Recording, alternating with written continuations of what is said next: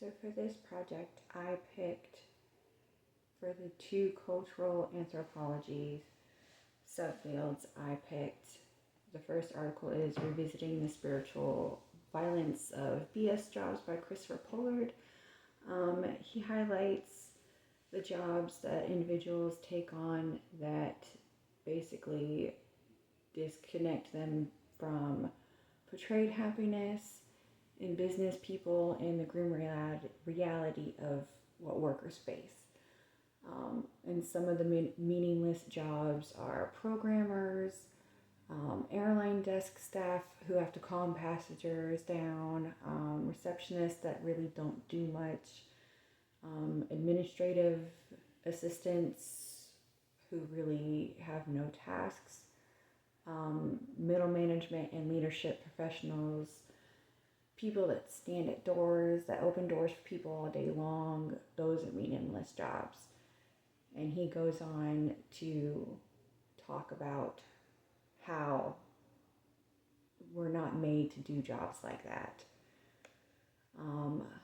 The other one for cultural I picked was Reading the Future of an Amazonian Mine by Sebastian Bacchus Olius, if that's how you pronounce it. He talks about how an indigenous group in Ecuador decides to use hallucinogenic plants to, they said, to find strength and courage to resist the changes that is happening in their homeland. And in their homeland is being mined, so they're trying to figure out a way to, I guess, coincide with that. And for biological anthropology, I chose Fighting for Reproductive Rights in Retirement by Rachel Howard. And she explores the experience of older women in an Arizona retirement home. And she revealed how these women have no choice in any of their sexual and reproductive freedoms, and that they're very restricted about everything that they have to do there.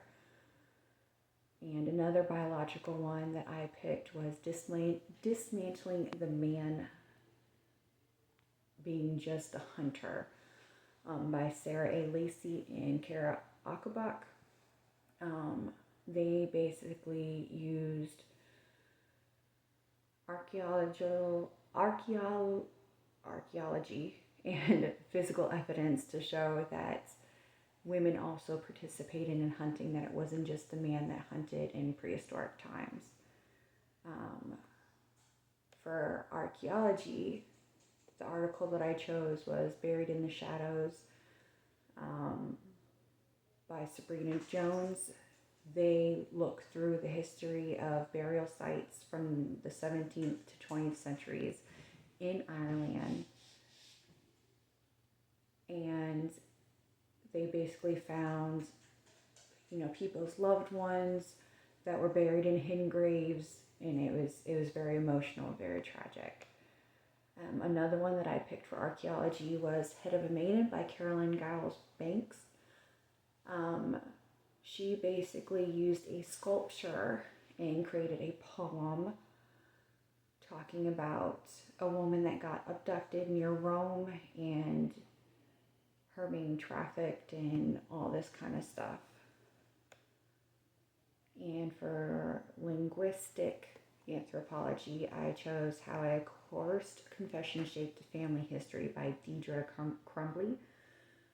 And she told her family's oral history and local archives to uncover a story about a relative of hers who was falsely accused of a crime in South Carolina.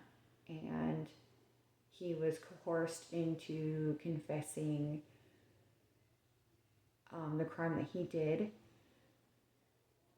And the second one I chose was What's Left Unsaid When a Language Dies by Sophie Cheo. And she goes to New Guinea, and she writes an article about this village and how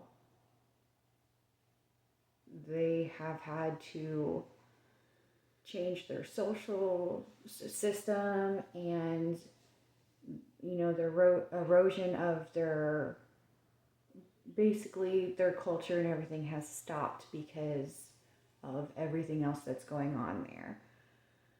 And I picked archaeology for the subfield that appealed to me the most. I would love to go to Egypt and be an archaeologist and discover anything I can find there. It's always been a dream of mine since I was a kid, and there's such cool things to see from the past that we don't even know about today.